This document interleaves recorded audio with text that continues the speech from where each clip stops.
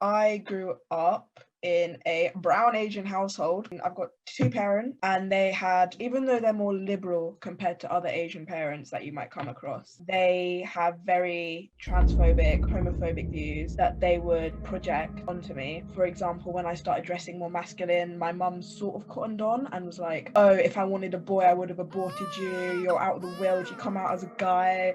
They use the F slur, the T slur. So that's kind of the upbringing I had, and obviously that made me internalize quite a lot of stuff. So you've always kind of known that you're a different gender to the one that you were born as, but without realizing. Like when I was a kid, I used to have like this fantasy about going to an all boys school. I I always used to want to be in like men's environments. I used to think it was so cool when people said I was a tomboy. That was like kind of subconscious. I think I started consciously realizing that it wasn't normal to cry yourself to sleep because you weren't born a guy. It was during the lockdown and I had a lot of time to reflect on myself. But then I realized I just really wasn't comfortable with she, her pronouns. And I was like, cool, I guess I'm a guy.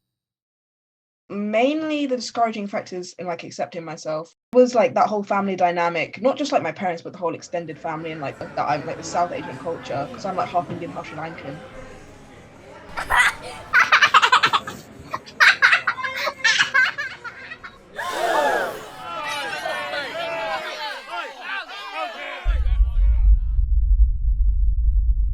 I was sort of scared to come out because how other people would perceive me.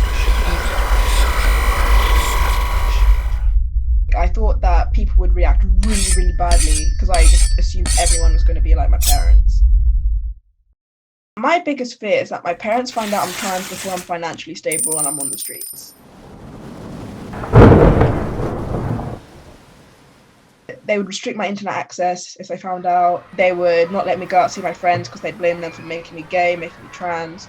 They would literally cut off all my freedoms and then just force me to stay home. Another really discouraging factor, I think, is when you read on the news law bills saying, Yeah. oh, this trans right's being taken away. Topping the news today, two It's murders. scary because I'm just trying to live my life. I'm just trying to be who I want to be. In terms of my transition journey, I'd say I'm kind of halfway, I can't lie.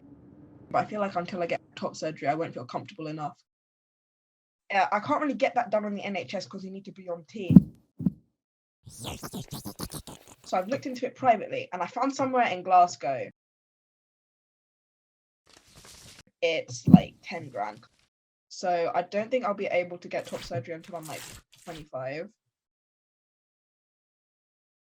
My university, I've got freedom to like, again, just be myself and like be comfortable in myself. Okay, my university's got a pretty big gay society. It's just been a really good support system who I can like confide in and like talk about my problems.